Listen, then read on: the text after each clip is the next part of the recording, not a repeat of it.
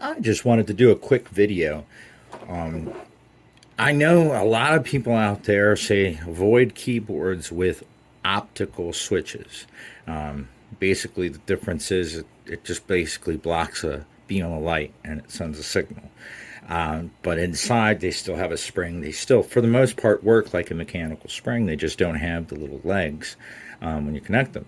So I have taken this board. I actually didn't even know that I had a board that had optical until I actually looked through and found that this Skylong GK87 board that I had purchased a while back, I believe through a Kickstarter, actually has optical switches, and I went ahead and I'm switching them from red because that's what they came with, and I'm not a fan of red anymore, with Gateron Blacks opticals.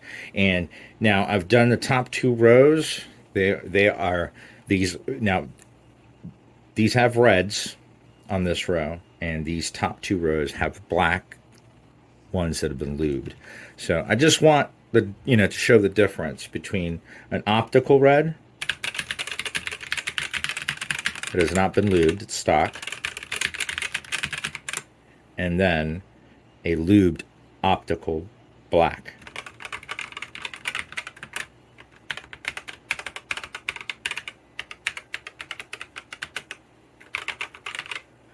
Unlubed red optical Gateron,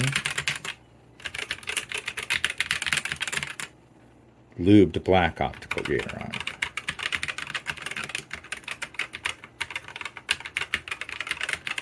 So I, as of yet, have not seen a reason to avoid optical switches. If nothing else, it makes them easier when hot swapping them. But I'd love to hear your comments.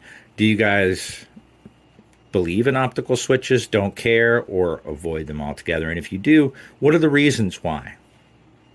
Cheers.